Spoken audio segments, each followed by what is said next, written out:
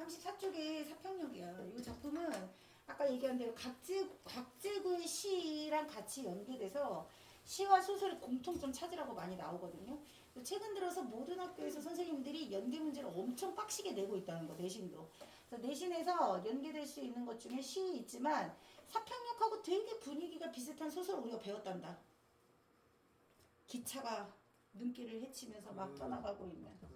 얘네 시험 본 거예요. 그러니까요. 예, 그 뭐예요? 그 여자랑 남자 둘 나오는 거. 맞아. 백화. 맞아요. 산포 가는 길이죠.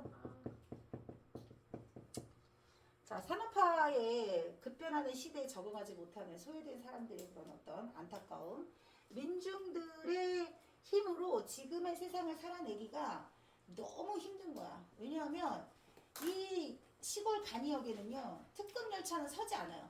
KTX 이런 거 타봤죠? KTX 아직 안 타봤어요? 네. 오, 그렇구나. 나 한 번은 타봤거든. 한 번 타봤는데 난 그닥 별로. 근데 모든 역에 정차하지 않아. 그래서 빨리 가는 거잖아. 그런 것처럼 지금 사람들이 모여서 하루 일을 다 끝내고, 그리고 누군가는 아버지를 모시고 병원을 가려고 여기 모여든 거야. 간이역 대합실에. 근데 막차를 기다리는 사람들은 간절히 애태우면서 기다려도 막차가 오지 않고, 그리고 특급 열차는 그 사이에 2번이나 지나치는 거예요. 그러니까 완행 열차만 서고 특급 열차는 정차하지 않는 시골 간이역이 배경이야. 공간적 배경을 통해서 뭘 나타내려고 하는 거야. 이곳에 모여있는 사람들은 급격한 산업화에서 소외된 사람들의 모습을 보여주는 거예요. 근데 다양한 사람들이 나왔잖아. 누가 주인공일까요? 모두가 주인공이야. 이때 당시 시대를 살고 있었던 고단한 민중들을 대표하는 사람들이 나왔어요. 여기 몇몇 더 있는데 빠졌어. 그 사람들은 뭐 예를 들면 대학생과 같이 함께 온 뭐 또 다른 친구들, 아니면 교수님, 그리고 뭐 행상 나갔다가 물건 팔고 돌아오는 여자들. 중요하지 않은 건 좀 뺐습니다. 사실 미친 여자 같은 경우도 큰 존재감이 있는 건 아니야. 웰컴 투 동막골에 보면 미친 여자 한 명 나오거든요. 전쟁 상황의 그런 어떤 비극적인 상황을 하나도 알지 못하는, 전쟁이 난지도 모르는 아주 순수한 마을, 그곳에서 유엔군, 나고자, 그리고 북한군, 남한군 다 모인 거야. 이걸 안 봤다고? 웰컴 투 동막골 안 봤어요? 그거 꼭 보셔야 됩니다. 그 시나리오 문제로도 가끔 나오고 제일 잘 만들어진 작품 중에 하나. 전쟁이 가져오는 그 어떤 비극적인 것보다 이념을 다 초월하고 다 같이 모여서 그 마을을 지켜내기 위해서 아름답게 희생해 나가는 그런 이야기인데 되게 재미있게 유쾌하게 잘 그려져 있어. 엄청 좋은 작품. 여기도 마찬가지야. 이 중년산에는 지금 25년 만에 추록한 사상범이라고 했잖아요. 요거 고대국어 진도 나갈 때 기사가 하나 떴었어. 그 비자냥 장기수 중에 이제 몇 분 안 남으신 분 중에 한 분이 돌아가셨다고 이렇게 나오더라고. 우리나라가 이제 휴전되고 난 다음에 사상범들을 모아놓고 공산주의, 사회주의 버리고 자신의 뜻을 버리고 자유민주주의 국가를 선택하는 걸로 이제 사람들을 많이 이렇게 확인하는 그런 작업이 있었어. 그러니까 빨치산 색출, 빨갱이 색출 작업의 일환이었던 거예요. 근데 그때 당시 북쪽에 자식을 두고 가족들을 두고 남쪽에 있고 북으로 가기를 원하는데 성취되지 못한 그런 사람들이 있단 말이야. 그 비자냥 장기수들이야. 자신의 사상과 이념을 끝까지 지키려고 했던 사람들. 이제 젊었을 때 들어간 감옥에서 이제 25년 만에 출소됐으니까 이게 지금 60년대 배경이라고 쳐봐. 그럼 이 사람들이 사회에 나왔을 때 할 수 있는 게 뭐가 있었을까? 그래서 이 사람한테는 삶이 벽돌, 어디 갔죠? 벽돌담과도 같은, 감옥에서 출소되고 세상에 나왔을 때 이 사람에게 인생은 완전 단절과 절망뿐인 그런 세상에 놓여지게 되는 거야. 그리고 두 번째, 술집 여자 춘심이는요, 술집 작부 생활을 하는데 이제 산업화 되고 난 다음에 많은 사람들이 도시로 올라가잖아. 남자들 공장 취직, 여자들도 물론 공장에 취직하긴 하겠지만 좀 더 쉽고 편하게 돈 벌 요량으로 술집에 들어가는 여자들도 많았단 말이야. 근데 자신의 생각과 달리 술집에서 돈을 벌어 나오는 여자는 거의 없어요. 오히려 빚이 더 많이 늘어나는 경우가 많은 거지.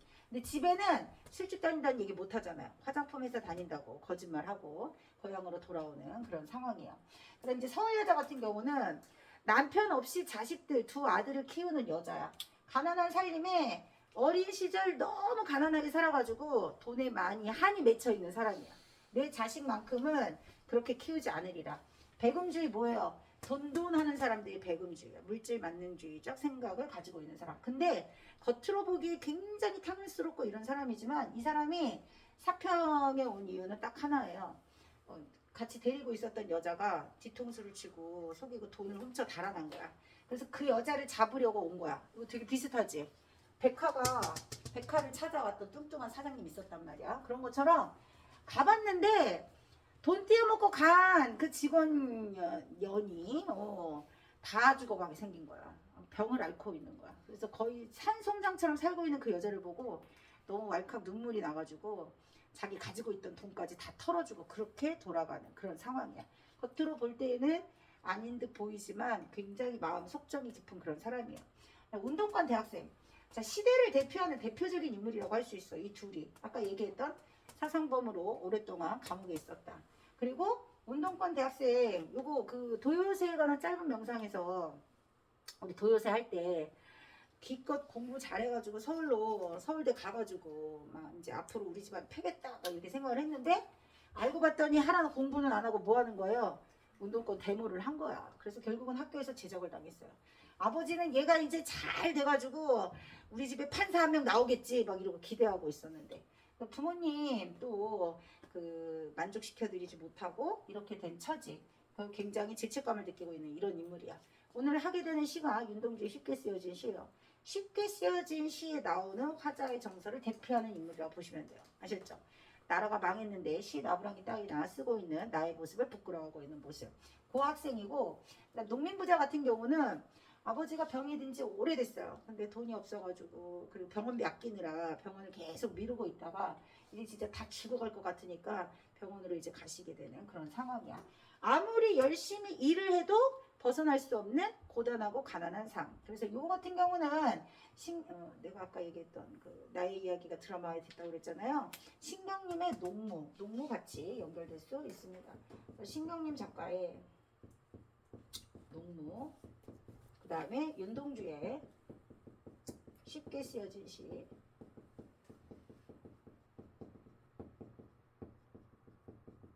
이런 거. 자, 이렇게 정도 연계될 수 있고 소설은 산포 가는 길. 산포 가는 길은 뭐였어요? 마음의 정처를 잃고 안정되지 못하고 여기저기 떠돌이 삶을 살 수밖에 없는 민중의 애환을 그린 작품. 산포 가는 길의 마지막 결말 어떻게 됐죠? 이들의 앞날은 결코 좋아지지 않을 것이다. 그래서 결말도 어둡게 끝났어요. 기차가 어두운 눈발을 헤치면서 가는 걸로. 근데 이 작품에서 이렇게 많이 고단한 사람들에게 유일하게 딱 그 따뜻한 힘이 돼주는 게 하나가 딱 나와요. 대합실에는 톱밥난로가 타고 있습니다. 이 톱밥난로에 톱밥을 계속 넣어주는 역장이 등장해요. 역장. 이들에게 따뜻한 작은 위로가 될 수 있을 만한 그런 온정을 가지고 있는 사람. 그래서 이런 거 같은 경우는 우리 그 했던 시 중에 슬픔이 기쁨에게라는 시가 있어요.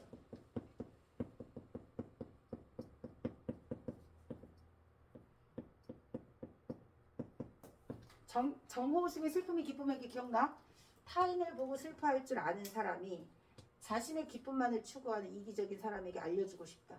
우리 다 같이 함께 따뜻한 공동체를 이뤄나가기 위해서 함께 해야 한다. 요거랑 같이 연계되는 것 중에서 맹인 부부 가수가 있어요.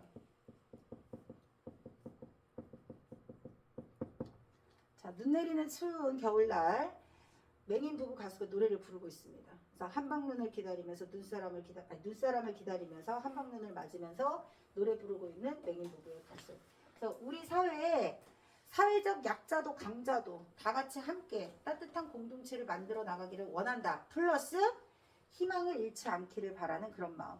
그런 따뜻한 온정이 넘치는 사회를 기다리는 그런 화자의 마음이 여기 나와 있는 역장이 사람들에게 심어주고 싶은 따뜻한 위로가 됩니다. 삶을 돌아다보는 계기가 되는 게 사람들이 이제 추우니까 따뜻한 곳으로 몰려들잖아요.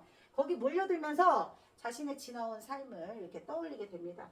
성찰의 매개체이면서 자신의 지나온 삶을 회상하게 되는 계기를 마련해주는 것도 톱밥난로다.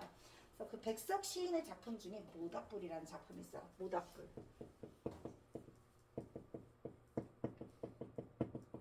백석 작품 작품 시 두 편 했잖아요. 이제 백석 작가의 작품 자아 성찰하는 거 말고 따뜻한 민중의 공동체를 그리워하는 마음, 그리고 안타까운 민중의 현실, 이거 두 개의 주제가 빠졌거든요. 앞으로 나올 수 있는 거 모닥불이라든가 수라라든가 이런 거 나올 수 있어요. 모닥불, 수라. 수라가 뭐의 줄임말이라 했지 선생님이? 아수라. 거미 기억하라고 그랬죠? 거미 새끼 버렸다.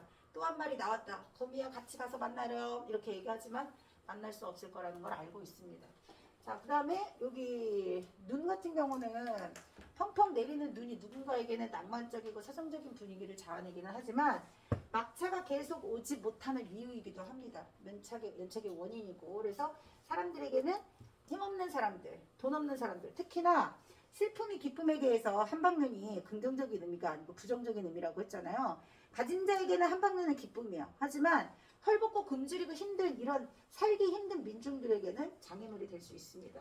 그리고 여기 나오는 모든 사람들은 당시 급격한 산업화에서 소외된 힘없는 가난하고 소외된 민중의 아픔을 고스란히 가지고 있는 인물들이다. 그래서 요거랑 또 같이 연계될 수 있는 작품은 조세희의 난쟁이가 쏘아 올린 작은 공. 난쟁이가 쏘아 올린 작은 공.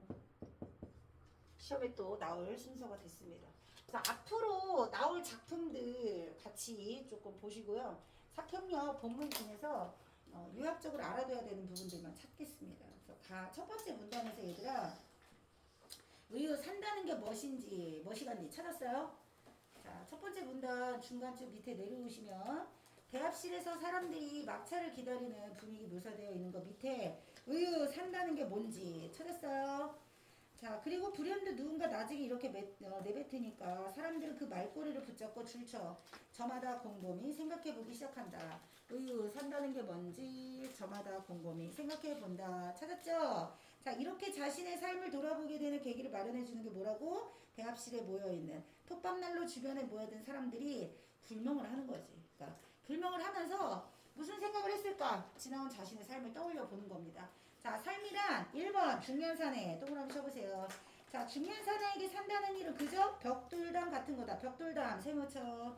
자, 왜 벽돌담이라고? 이 사람에게 삶은 막막함이야. 아까 얘기했지? 감옥에서 이제 막 출소했으니 이 사람에게 막막하고 절망적인 삶의 희망이 있겠냐고. 벽돌담 세모치시고, 햇볕도 바람도 흘러들지 않는 폐쇄된 공간. 어디 있다 왔어요? 감옥에 살다 왔어요. 그곳엔 시간마저도 아무런 흔적을 남기지 않는다. 마치 작은 산골 간이역을 빠른 속도로 무심히 지나쳐 가버리는 특급 열차 세모쳐. 특급 열차는 이 시골 산골에 사는 사람들을 태우고 가지 않습니다. 뭘 상징한다? 산업화의 상징입니다. 산업화의 상징이고, 산포 가는 길 할 때 그거 기억나요? 섬이었던 산포를 막 흙을 나르고 불도저가 다니고 호텔이 들어서고 산업화 되어가고 산업화로 변해가고 있는 그런 모습. 그래서 원래 내가 찾아가려고 했던 마음의 정처가 되었던 산포는 이제 사라졌다. 그런 것처럼 특급 열차는 여기 있는 사람들을 그냥 지나쳐 버리는 산업화의 상징이다. 사내는 그 열차를 세울 수도 탈 수도 없다는 것을 잘 알고 있다. 여기에 동참할 수가 없죠. 이 사람과 같은 정거장 사회에서 누가 받아주겠니? 그러면서도 여전히 기다릴 도리밖에 없다는 것, 그것이 바로 앞으로 남겨진 자기 몫의 삶이라고 사내는 생각한다. 이제 뭐 오지 않는 특급 열차보다는 막차라도 타고 어떻게든 인생을 살아가야겠죠. 그 다음 두 번째 농부 2번 동그라미 치시고, 농부에게 삶이란 그저 누가 뭐래도 뭐다? 흙과 일 세모 치세요. 자, 농부에게 흙과 일은 뭘까요? 고된 삶입니다.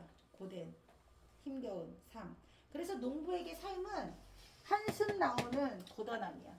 한숨으로 매일같이 고단하게 열심히 일을 해도 나오는 건 한숨밖에 없다. 그래서 뭐라고 신경님의 농무 아까 얘기했죠.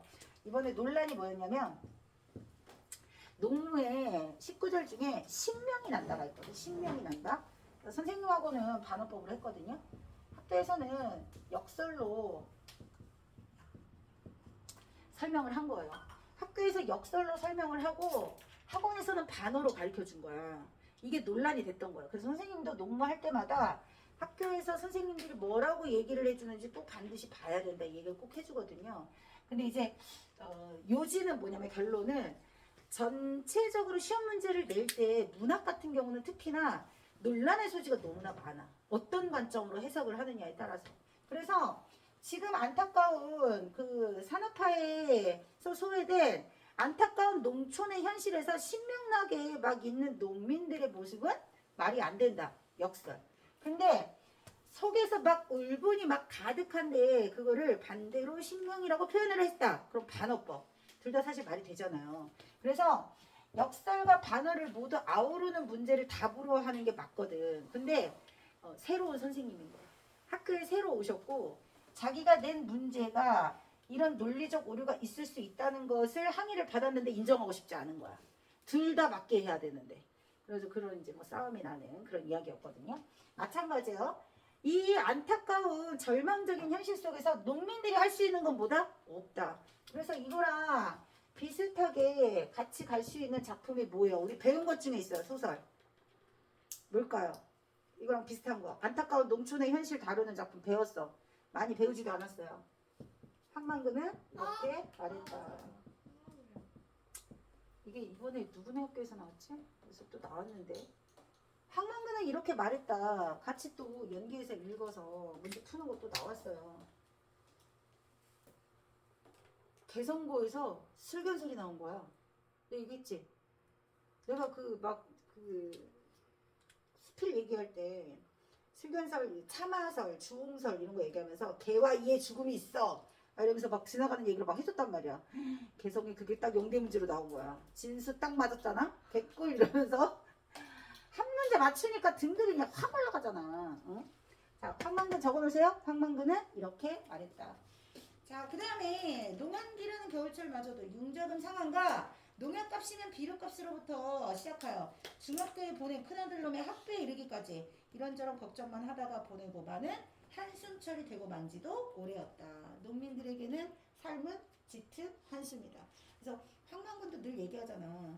기계화 영농화에 빚을 내가지고 기계 계속 집집마다 살 게 아니라 같이 나눠 쓰면 된다고. 과거에 농사 그렇게 지었다고 이렇게 외쳤던 황만근.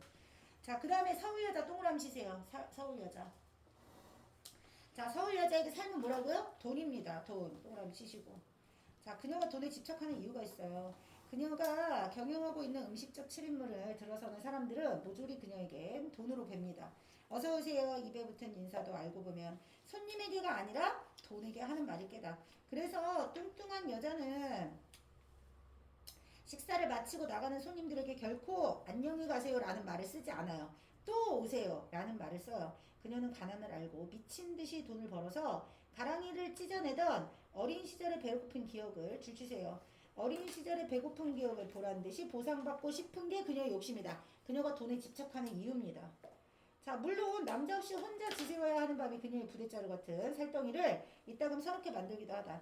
하지만 그녀는 두 아들을 끔찍히 사랑한다. 소중한 두 아들과 줄치세요. 소중한 두 아들과 그들을 행복하게 만드는 데 쓰여질 돈. 그녀에게 가장 중요한 것보다 이 둘밖에 없다. 그 다음 춘심이 동그라미 치세요. 자, 춘심이는 애당초 그런 골치 아픈 얘기는 생각하기도 싫어진다. 줄쳐. 생각하기도 싫어진다. 귀찮아. 이런 심각한 얘기 하고 싶지 않아.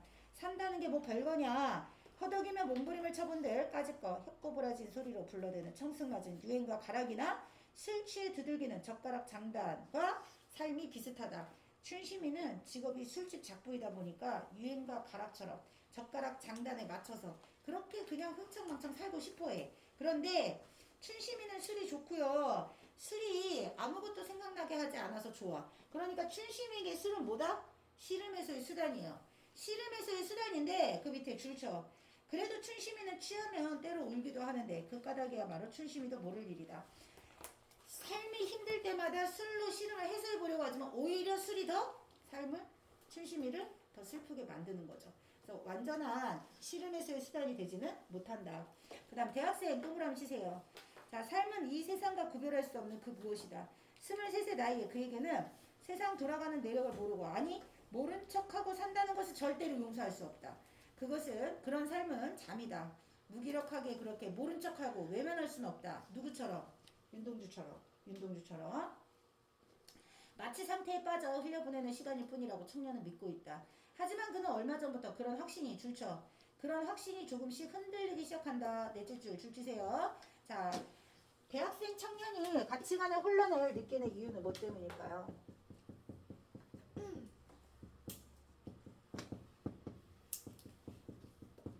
아버지는 아들이 좋은 대학 가서 좋은 대학 입학했어. 이제 성공만이만 남았다고 생각을 하는 거야. 의사, 판사 돼야 될 놈이 데모하다가 제적을 당했으니 부모님에게는 너무 죄송스러운 일인 거야. 하지만 자신의 신념을 꺾고 싶지는 않은 거예요. 이상과 현실 사이에서 갈등하고 있는 지식인, 누구라고? 윤동주와 똑같은 처지에 있는 그런 고민을 하고 있는 인물이 대학생이다. 자, 그런 것들이 끓어오르는 그들의 신념과는 아랑곳 없이 이루어지고 있는 강의실 밖의 질서. 스토리 자체가 쉽게 쓰여진 시랑 너무 비슷해요. 그런 것들이 자꾸만 청년의 시야를 어지럽히고 혼란을 일으키고 있는 중이다. 이 장면에서는 뭘 물어보는 거야? 출제 요소. 여러 등장 인물들을 통해서 이들이 삶을 어떻게 생각하고 있고 어떤 처지에 있는 사람들인지를 파악하는 문제였어요. 아시겠죠? 자, 문제 보세요. 1번. 가장 적절한 것은 5번입니다. 서술자의 시선 이동을 통해서 다양한 삶을 찾아도 문제에 맞출 수 있는 쉬운 문제였어요. 그 다음 2번 보세요. 자, 삶의 태도, 배표입니다. 중심 내용. 자, 중년 사내는요, 급격한 변화로 혼란스러운 상황에서도 적극적 아니죠. 이 세상을 적극적으로 헤쳐나갈 수 있는 그 무엇도 나는 가진 게 없다. 적극적 X. 그 다음 농부, 궁핍한 농촌 현실에서도 삶이란 땀과 노력을 통해 결실 아니고요. 아무리 열심히 일해도 남는 건 뭐밖에 없다? 빚밖에 없다. 그 다음 서울 여자, 물질적 만족을 추구하는 여자. 맞아요. 생존 경쟁의 현실 속에서 스스로 행복해지기 위해 타인을 이 여자에게는 오로지 돈과 아들만이 소중하다고 했습니다. 타인 X. 그 다음에 춘심이는 사회에서 소외된 하층 여성이고요. 삶의 허무함, 맞죠? 허무함을 느끼고 그런 자신의 삶이 슬퍼서 술을 마시고 눈물을 흘리기도 합니다. 4번 맞고요. 대학생은 모순되고 부조리한 사회에서 지식인으로서의 비판적이면서 실천적인 삶을 추구하지만 확신이 흔들릴 때가 많아. 뭐 때문에? 현실 때문에. 그래서 확신 X. 답은 4번입니다. 그 다음 3번. 제작진들이 요거에 대한 회의를 했어요. 자, 전체적으로 어두운 조명. 맞겠죠? 어둡게 동그라미. 그 다음에 한 곳에 모여 있어야 돼요. 근데 미친 여자가 한 번씩 나온다고 했잖아.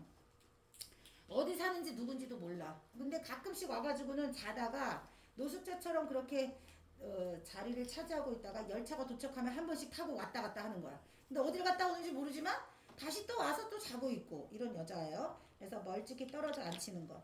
이유가 뭘까? 이 사람들은 나름 그래도 어떻게든 삶을 살아보려고 하는 그런 의지가 있는 사람들이에요. 힘들기는 하지만.